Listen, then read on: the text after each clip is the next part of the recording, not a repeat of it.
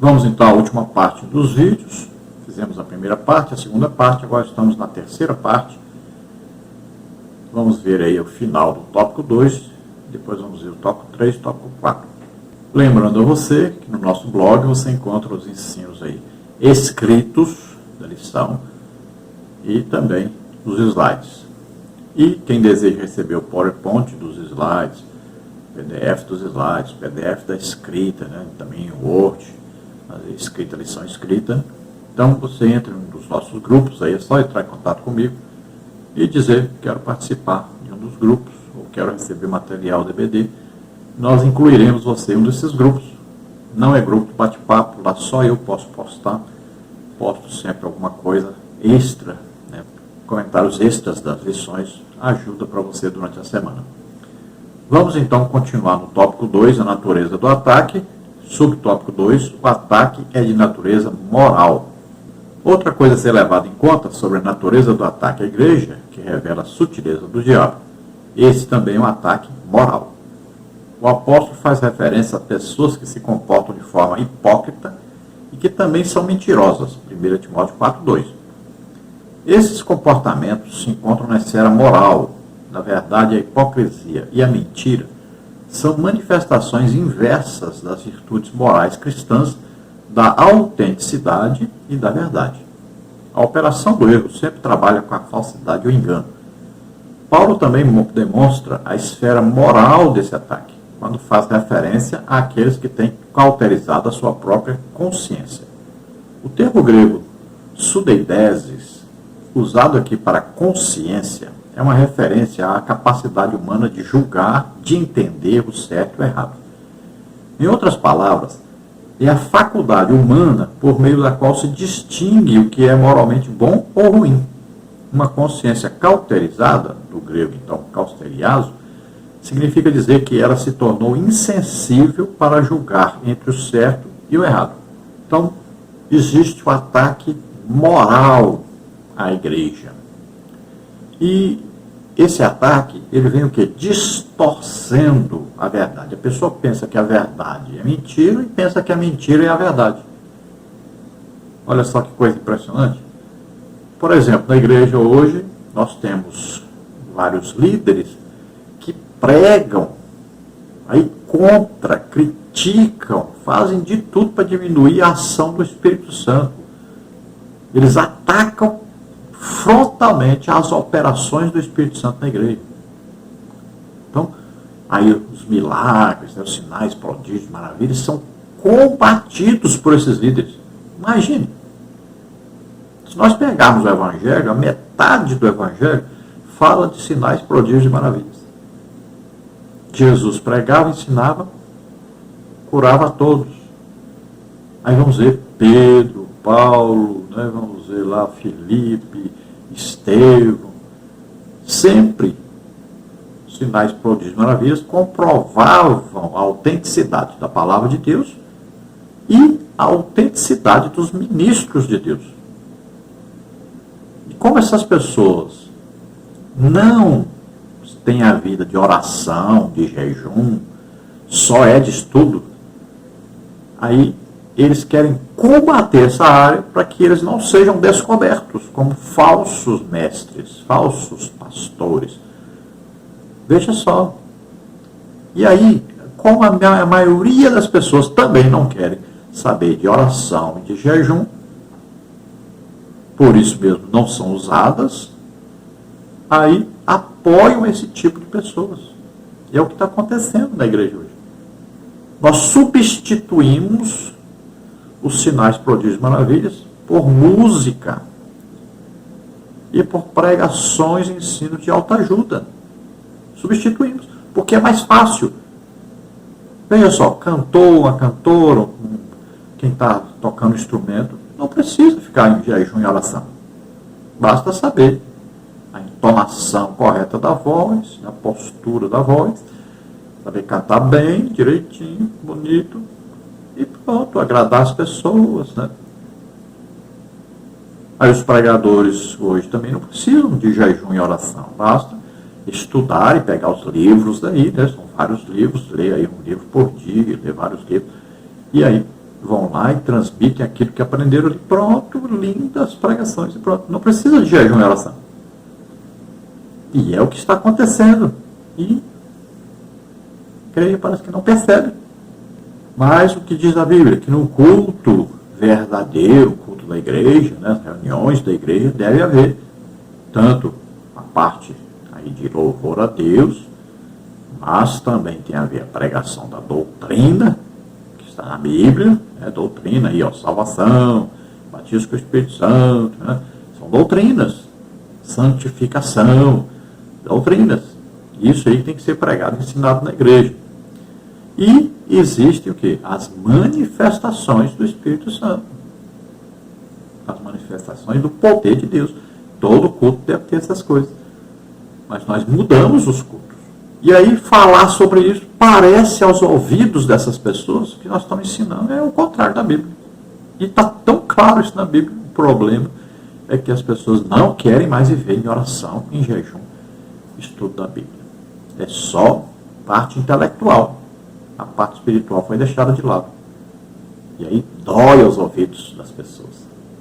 Então isso aqui o que é? É uma cauterização. Olha lá, um corte. Aí se colocava antigamente o que? Uma pólvora ali, né? Para lá fogo. Nesse tempo antigo era assim. Cauterizava aquilo ali, né? Hoje você vai, por exemplo, fazer uma operação aí dentária, por exemplo, aí, né?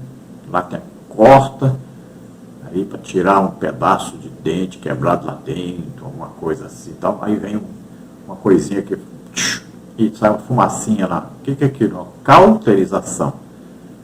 Né? Hoje é usado laser, por exemplo, né? nas cirurgias. Então, o que vai cauterizar, vai queimar ali, vai fechar aquela superfície, né? Então, veja só.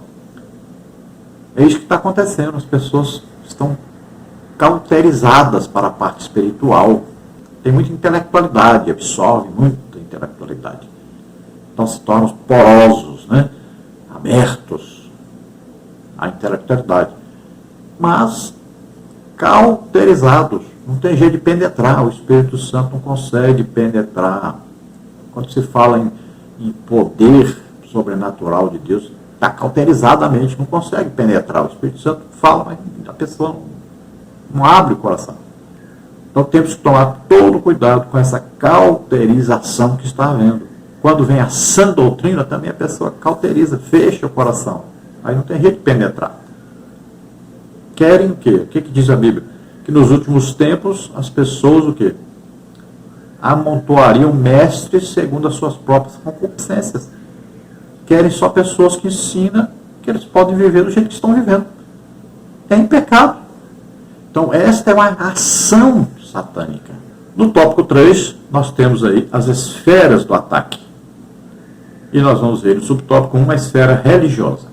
É importante tratarmos aqui nas esferas que esse ataque ocorre. Em primeiro lugar, o apóstolo mostra que ele acontece na esfera religiosa. Acontece, portanto, na esfera da igreja. Isso fica claro quando Paulo diz que apostatarão alguns da fé. 1 Timóteo 4:1. Não há dúvidas de que o apóstolo está se referindo a cristãos professos que sucumbiram ao ataque do diabo. E o que é pior, agora estão a serviço dele. Aqui, os principais inimigos do Evangelho vêm de dentro da própria igreja. Não é de admirar que as pessoas que mais causam danos e escândalos do Evangelho sejam aquelas que já lutaram em suas trincheiras. Contudo, por alguma razão, abandonaram a fé e se tornaram inimigos da igreja. Certamente você conhece alguém assim. Então aqui, veja bem, aqui já é falando de pessoas que a gente consegue detectar mais facilmente, né? São aqueles que estiveram na igreja e agora estão desviados, afastados da igreja. Então pessoas que não congregam mais e pessoas que deixaram a oração, deixaram o jejum, né? Talvez tenham deixado totalmente a Bíblia, talvez não. Mas se tornaram inimigos do Evangelho. Olha, nós temos, por exemplo, aí pessoas que se dizem cristãos e até líderes que dizem claramente que são partido de esquerda. O que é isso? É exatamente o que nós estamos falando no assunto. As pessoas estão dominadas a tal ponto por Satanás e seus demônios que já estão achando normal se unirem a pessoas que perseguem o Evangelho. Veja só. Acham normal, olha como é que a mente é cauterizada totalmente. Acham perfeitamente normal se unirem a pessoas que apoiam aborto, prostituição, liberação de drogas. Olha bem, se une a essas pessoas. Isso é um julgo desigual. É ao mesmo tempo querer estar com Deus, ao mesmo tempo estar com Satanás. Não tem jeito, Deus não aceita isso. Então o que acontece? As pessoas que antes estavam com Deus, agora estão com Satanás, claramente. E nós temos exemplo disso na Bíblia, né? Paulo fala sobre isso. Paulo diz, por exemplo, a respeito de Demas, que amou o presente século. Olha aí. Amou as coisas do mundo. Deixou a igreja, deixou de ajudar o apóstolo Paulo. Paulo diz, olha, alguns se desviaram da fé, indo após Satanás, acompanharam Satanás. Olha, Janes e Jambres resistiram a Moisés, viram o poder de Deus sendo usado ali, milagres acontecendo através de Moisés, e eles resistiram. Assim Paulo está dizendo que também hoje nós temos essas pessoas na igreja que resistem às operações do Espírito Santo. Olha, Paulo fala aí em 1 Timóteo também 1,6, né? Alguns se desviaram então e se entregaram às contendas, vãs contendas, se entregaram às paixões e passaram a contender contra a palavra de Deus. E Paulo fala da oposição da chamada ciência, em 1 Timóteo 6, e diz que esses que professam a ciência, querem viver segundo o conhecimento humano, né, se desviaram da fé. Então isso é chamado aí apostasia. A pessoa que estava na igreja, que já recebeu o Espírito Santo quando creu, já foi batizado com o Espírito Santo, usado por Deus, fez a obra de Deus, e agora se tornou inimigo da palavra de Deus, inimigo da igreja. Veja só que coisa impressionante. E existem muitas pessoas assim. E essas pessoas é que mais dão escândalo. Esses escândalos são responsáveis por algumas pessoas se desviarem e por muitas pessoas não se converterem. Subtópico 2, a esfera social. Outra esfera do ataque de Satanás à igreja é a social. Isso pode ser visto na expressão de Paulo, proibindo o casamento, 1 Timóteo 4,3. É uma forma de dizer que o diabo se opõe à família. Sem dúvida, a família é uma das mais importantes instituições sociais que existem, senão a maior. Sem dúvida, a família é uma das mais importantes instituições sociais que existem, senão a mais. Nesses últimos anos, temos visto Satanás e seus demônios atacando com muita fúria a família brasileira, especialmente a cristã. Estamos sob fogo cerrado. As mais variadas leis e decretos têm sido criados com o intuito de desconstruir a família. Precisamos acordar para essa realidade, pois atacando a família, Satanás atinge a igreja. Famílias fracas, igrejas fracas. Então, outra forma de Satanás atacar, que já temos citado, né? Atacar a igreja, é atacar a família, porque a família é a célula máter da sociedade. Ali é a base, tanto da sociedade, né, e principalmente da igreja. Se a família não estiver estruturada, como é que essa família vai estar estruturando a igreja?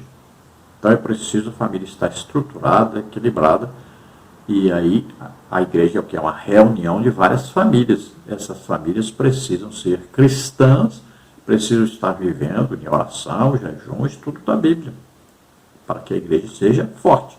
Então precisamos fortificar cada dia mais a família, para que a igreja seja fortificada. E é um grande segredo isso, né? E parece ser segredo para muitos líderes que não têm na sua igreja aí um grupo, um departamento de família. Não existe um trabalho voltado para a família. E é importantíssimo ter esse trabalho em todas as igrejas. Então, a família precisa ser fortalecida para que a igreja seja forte. Olha, se você não tem na sua casa o seu momento de ler a Bíblia, estudar a Bíblia, orar, jejuar, não adianta querer na igreja aparecer como alguém que faz isso. Você tem que ter a sua vida individual, na sua casa, uma vida cristã fortalecida, orando, principalmente orando muito em línguas, orando no Espírito Santo, para que você seja forte espiritualmente. Quem ora em línguas edifica-se a si mesmo. Né? Olha lá, Judas, capítulo 1, versículo 20, edificando-vos a vós mesmos na santíssima fé, orando no Espírito Santo. Paulo diz que quem fala em línguas edifica-se a si mesmo. Lá em Efésios, né, onde fala da armadura de Deus, orando todo o tempo. No Espírito, Espírito é letra maiúscula, Espírito Santo. Orar em línguas, isso fortalece o crente. Então, se você fizer isso na sua casa, entra no teu quarto, fala com Deus em secreto, né, ore, então você estará fortificando também a igreja. Então, o que é que Satanás procura fazer? Desestruturar a família. Então, filhos aí desobedientes aos pais, filhos que levam, né, namorada para dentro de casa, estão lá no quarto com as namoradas.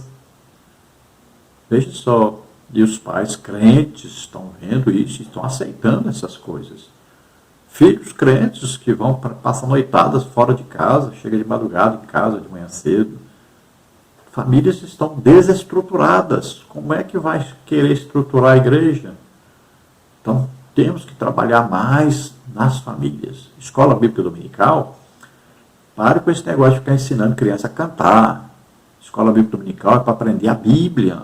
Se não aprender, os pais estão negligenciando essa educação em casa. Estão trabalhando e os filhos entregues aí à televisão, ao celular. Então, falta estruturar a família. Precisamos colocar essas famílias bem estruturadas na palavra de Deus. Aí na oração, no jejum. E todos temos que ter um objetivo, evangelização, ganhar almas. O que tem de crentes aí, pais crentes com filhos que estão vivendo na prostituição, é terrível a situação. Precisamos muito de investirmos mais no trabalho com as famílias. No último tópico aí, tópico 4, a igreja protegida. Subtópico 1, a exposição da palavra de Deus. O apóstolo Paulo põe duas importantes armas ou ferramentas capazes de neutralizar os ataques do diabo. A palavra de Deus e a oração. 1 Timóteo 4,5. O apóstolo mostra aqui que a palavra de Deus possui poder santificador. Ela é um antídoto contra o ascetismo e toda forma de culto falso que o diabo possa criar. Paulo escreveu aos Efésios que a palavra de Deus é a espada do Espírito. Sem essa palavra, estaríamos desarmados. Não há dúvida de que o maligno tem levado vantagem sobre muitos cristãos porque estes não demonstram perícia no manuseio da palavra de Deus. Então, as duas grandes armas, né, que eu gosto sempre de unir a outras duas. Né? Então, aí está estudo da palavra de Deus, oração. E eu gosto sempre de incluir jejum e evangelização. Essas quatro coisas que são aí a base da vida cristã, e que vai fazer com que todo cristão esteja intimamente ligado a Deus, vivendo cheio do Espírito Santo, estejam ocupados fazendo a obra de Deus. Então, se a pessoa está realizando e fazendo a obra de Deus, que é a evangelização e ganhar almas, né? Aí tem a parte de edificação, consolação, exortação dos crentes, né? Tem aí o discipulado, então, tem várias coisas. Mas se a pessoa estiver ocupada fazendo a obra de Deus, estiver orando, jejuando, estudando a palavra de Deus, então esta vida estará o quê? Edificada, estará fortalecida. Esta vida é uma vida entregue a Deus, produtiva e que está esperando o arrebatamento. Então isso aí é que precisamos trabalhar na vida da igreja. Todos devem estar ocupados, fazendo, realizando alguma coisa. A palavra de Deus, ela tem esse poder de santificar. Ela lava, né? É uma lavagem da água pela palavra. Então, nós vamos lendo a Bíblia. Você, quando lê a Bíblia, leia falando para você escutar. A fé vem pelo ouvir, não é pelo ler pensamento, mas pelo ouvir a palavra de Deus. E esse ouvir implica em você ouvir com seus ouvidos e com seu entendimento. Né? Então, deixa essa palavra penetrar e causar efeito. Então, se você estiver assim, em íntima ligação com Deus, através do estudo da Bíblia, da oração, né, do jejum, da evangelização, você será capaz de detectar a ação de Satanás e poder neutralizar essa ação. Subtópico 2, a prática da oração. Outra ferramenta apontada pelo apóstolo, a qual já nos referimos antes, é a oração. 1 Timóteo 4, 5. As reuniões menos frequentadas na igreja são aquelas dedicadas à oração. Alguém já disse que o ciclo de oração começou quando a igreja, como um todo, deixou de orar. Portanto, persevere na oração, uma arma espiritual importante contra as sutilezas de Satanás. Cada dia se torna mais raro a oração da igreja. Os círculos de oração, antigamente, eram todos os dias. Hoje, eu tenho ficado assim, preocupadíssimo com a situação da igreja. Tem igreja que o ciclo de oração é um dia só na semana. Já tem outras que é uma vez por mês. Olha só, uma vez por mês. E já tem outras que nem tem mais. Veja só. E as igrejas que antes tinha todos os dias, agora está tendo aí 4 dias, geralmente. Então, olha só, a oração, ao invés de aumentar, cada dia tem diminuído mais. E se pelo menos as pessoas fizessem assim, não, eu não estou indo lá na igreja orar, mas eu estou orando em casa, então eu estou orando pelo menos 1 hora todo dia, estaria ótimo.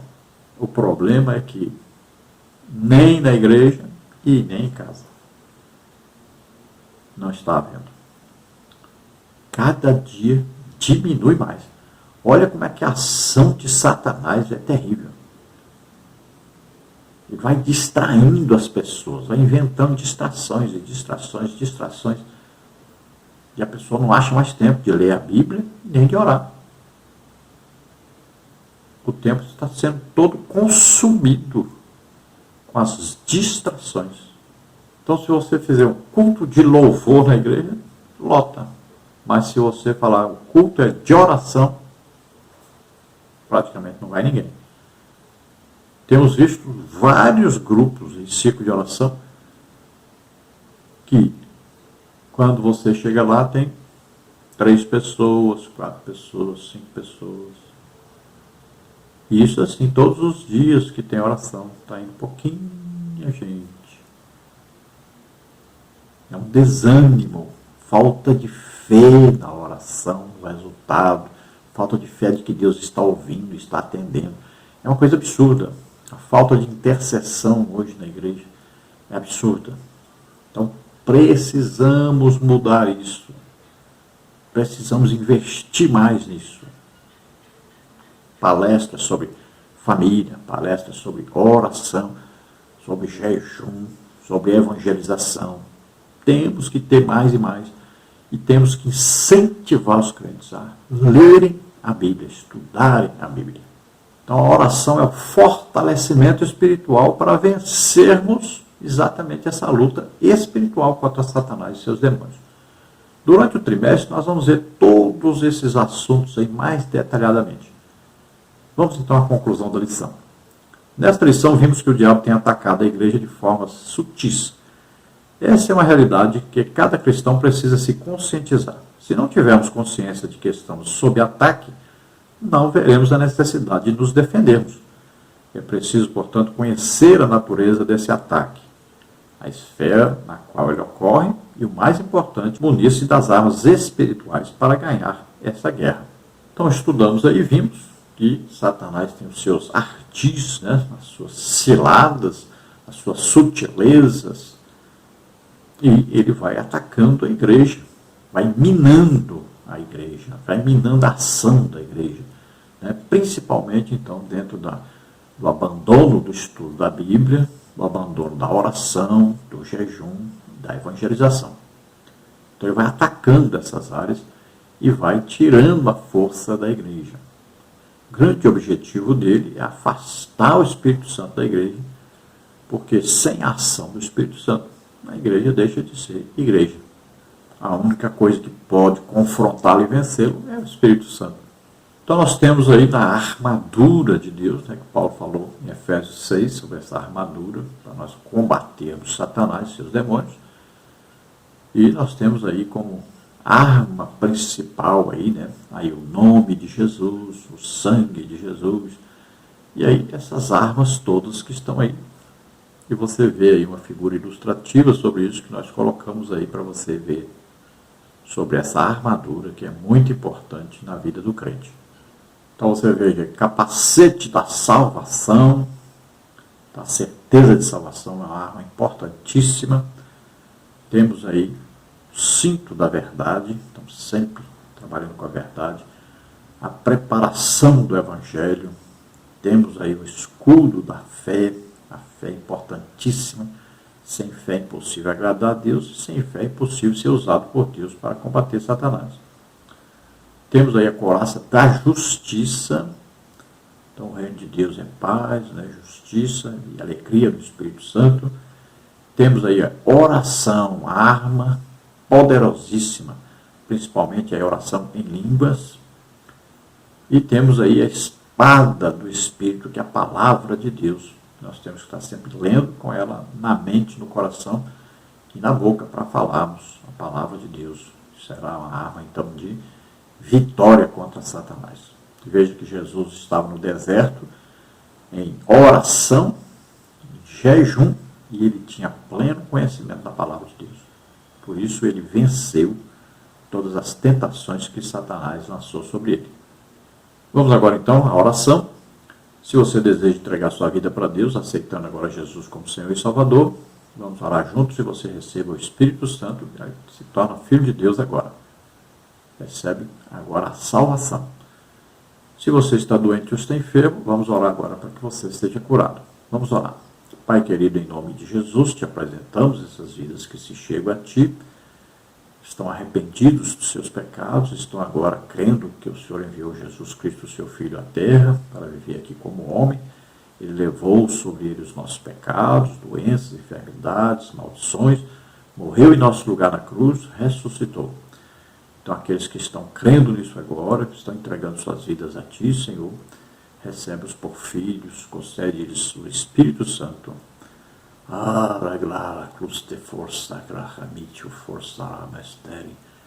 grande estruevastai. Deus revela a você agora os seus mistérios, para que você comece uma vida nova, cheio do Espírito Santo. Agora, se dedique a ler a Bíblia, a orar, a jejuar, a evangelizar. Pai querido, aqueles que estão doentes, estão enfermos, eu ministro sobre eles agora a Tua cura. Toca neles agora, Senhor, e cura totalmente. Solta essas vidas, todo mal, em nome de Jesus. Amém? Glória a Deus.